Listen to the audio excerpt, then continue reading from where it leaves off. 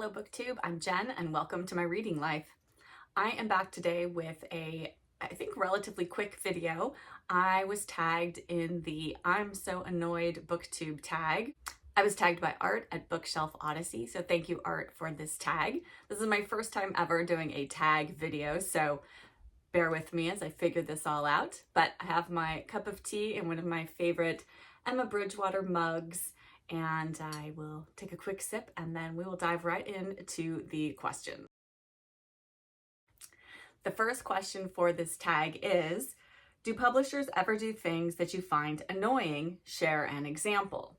I think the only thing that I really find annoying is when publishers change the size or look of books, particularly in a series. Just don't. Can you please just make them all the same so that they look beautiful on my shelf? That's really all that I ask. Okay, next question. Have you ever been annoyed by a spoiler, even something as simple as someone else telling you there's a plot or there's a great twist? Yes, 100%. I have been annoyed by spoilers.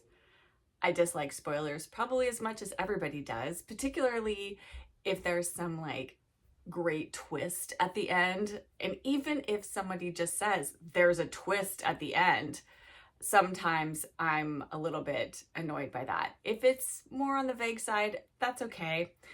But I think there are some books where it behooves you to go into them just knowing nothing about it. I can't think of any specific examples where a book was spoiled for me, but just spoilers in general, I think try not to, or at least please give a lead in, like I'm about to spoil the book, whether you've written a review on, say, Goodreads or something like that, or you are talking about it in a video or posting about it on Instagram or wherever. Please just give enough lead in that I'm not going to read the spoiler if I don't want to, because I haven't read the book yet.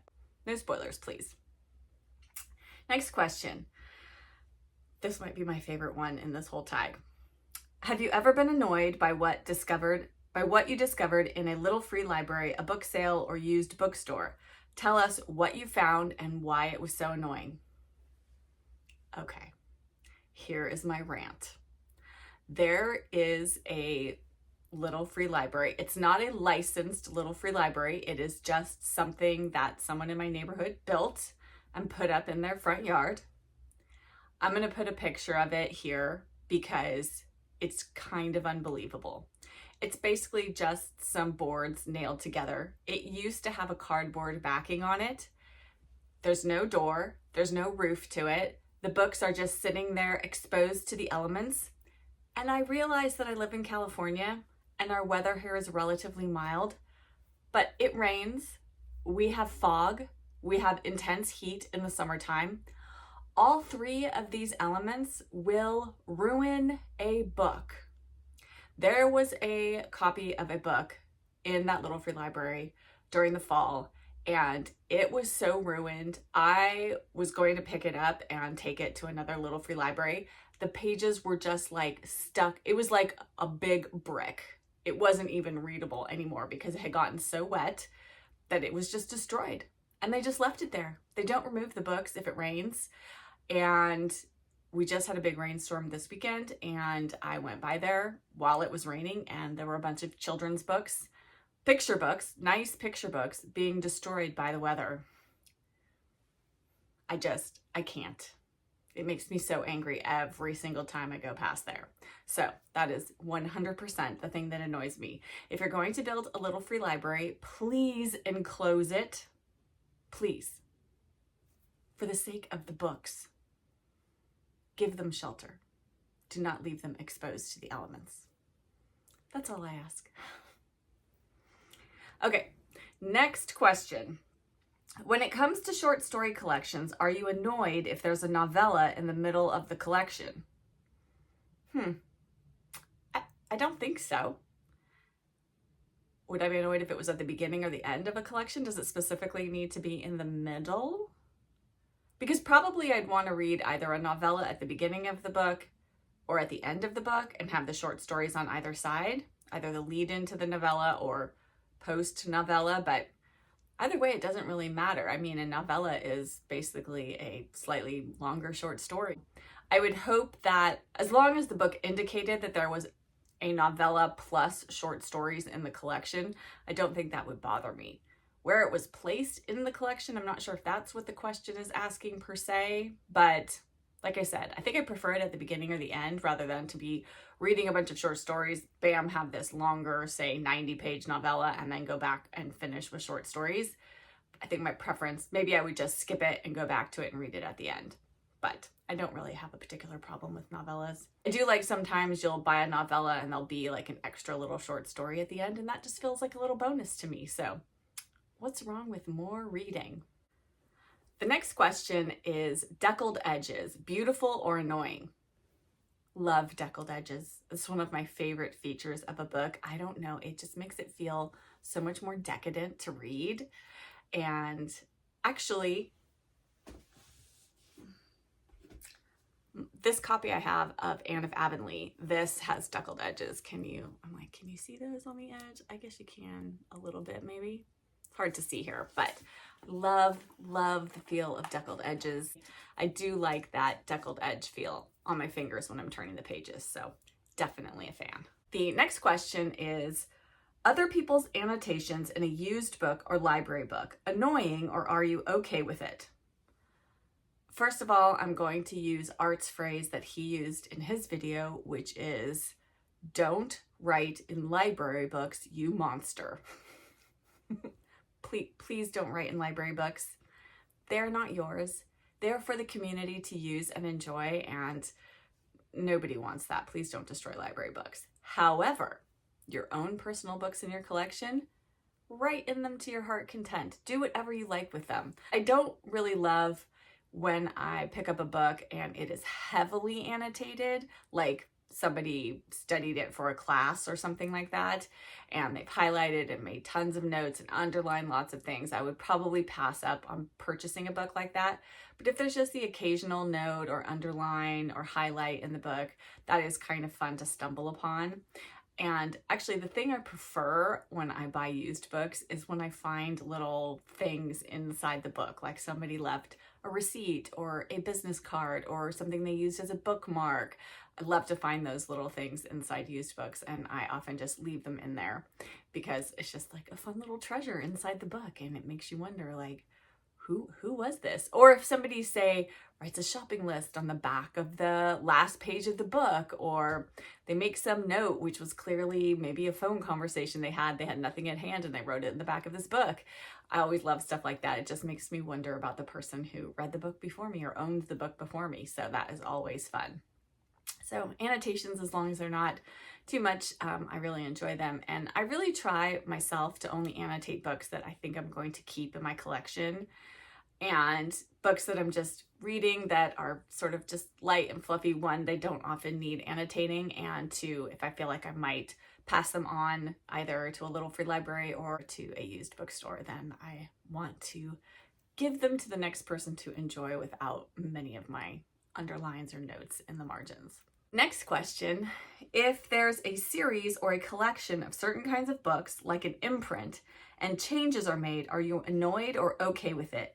If yes, give us an example.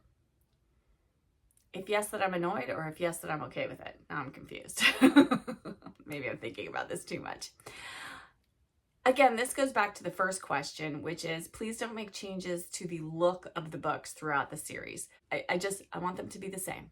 I want everything to look beautiful and to look like it is a collected set. Also, I guess you could read this as if there are changes made to the actual words in the book. And that, I'm going to say, no, that's a big no. Please do not change an author's words. I understand that in our modern day and age, there are things that we may find offensive in books that were written 20, 50, 100, 200 years ago, because people's views on the world and on other people were very different than ours are today. However, I don't believe you can know where you are or where you are going if you don't know where you have been. So it's important for us as readers to understand the context of the people who lived during the time period when that book was written. And if you start changing words that you find offensive, well, then you are destroying an author's work, and an author is an artist. And we wouldn't destroy a painting because we found it offensive. Nobody puts boxer shorts on the statue of David.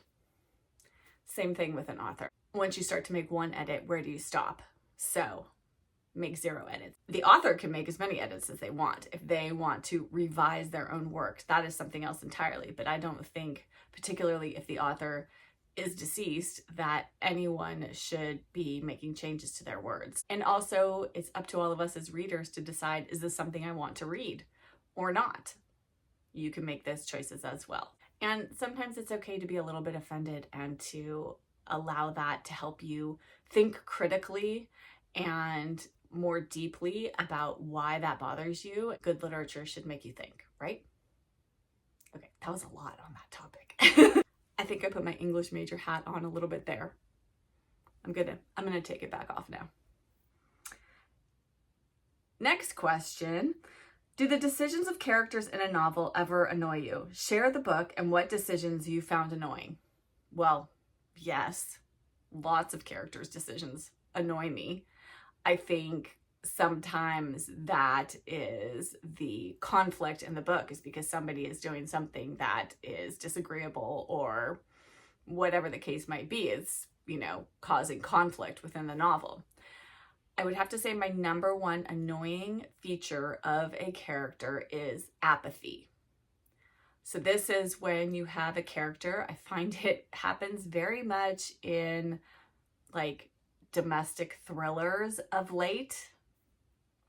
And probably my best example of this is The Girl on the Train by Paula Hawkins, something like that. Anyway, the main character in The Girl on the Train, which it's been a very long time since I read it. I wanted to throw that book against the wall, and I think I might have by the time it was done. I just wanted her to get herself together, to stop drinking so much, to stop wallowing in her own self-pity. I don't like when characters have no ability to get out of their own way. That bothers me more than any other trope in fiction. They're going along in their life. Their life is terrible. They are miserable. They're making everyone around them miserable, and terrible things are happening to them. No. These days, I just give up on the book and say this is not for me, but I have read a number of those books over the years, and it is something I've learned that just drives me crazy. So no apathetic characters. And certainly there could maybe be a minor character where that's a feature of them, and that doesn't bother me so much as long as the main character is not like that. But if our main character is, then that is not a book for me. All right, we have 2 more questions. Next is, are you ever annoyed by how someone organizes their books? What do you find annoying? I mean, I think you can organize your books however you like. I personally wouldn't do anything like the rainbow effect of book covers. I like to be just more organized and systematic than that. But if someone else wants to do that, I mean, it looks beautiful. I don't know how you find anything, but it is lovely. Organize your books whatever makes you happy, that's how you should do it. Somebody else who did this tag, I think it might have been Gina Stanier, mentioned people who face the books with the spines facing, not the spines, with the page edges facing out. So rather than the spines facing out on their bookshelf, they have them facing this way. So you have this very neutral page color, as your bookshelves all look very neutral. I'm clearly not a fan of neutral decorating, if you can gather that by the sunny yellow color of my reading room here. Also, how would you ever find a book if you had them with the pages facing out? Again, if that's what makes you happy. To me, that's somebody who's not really a reader. They just have books out for display. Okay, the last question is, share something bookish that you find annoying. Something bookish I find annoying. Okay, here's something bookish. This is kind of specific to social media these days. And I would have to say the number one thing that annoys me is people who feel like they have the right to tell you what kind of books you should be reading. To that I say, read what you want. Read what makes you happy, what fills you with joy, what makes you think, what makes you question. Whatever it is that you enjoy most about reading, do that. Read that. If all you read are romance novels and you love them, read them, enjoy them. If all you read are mysteries, science fiction, fantasy, whatever, you like to read nonfiction, you don't like to read fiction, you like to read biographies, but not memoirs, please don't ever let anybody tell you what to read. All reading is wonderful. I think we are too easily influenced by what people on social media are saying, and that their word is the word we should live by. And I think you need to live by your own code of what is important to you and what matters to you. Suffice it to say, read what you want. That is all. Okay, the last thing I'm supposed to do is tag some people. So I'm going to tag a few recent accounts that I have found as I have been starting my channel, and I've been enjoying watching some of their videos. So I'm not sure if they've even done this tag or they enjoy doing tags. And all 4 of these lovely ladies that I'm tagging, please do not feel like you have to do this tag if you do not want to. Mostly I'm doing this so that other people will go and check out your channel and maybe watch some of your videos. And if you want to do the tag, lovely, I will definitely watch it. And if you don't, that is totally fine too.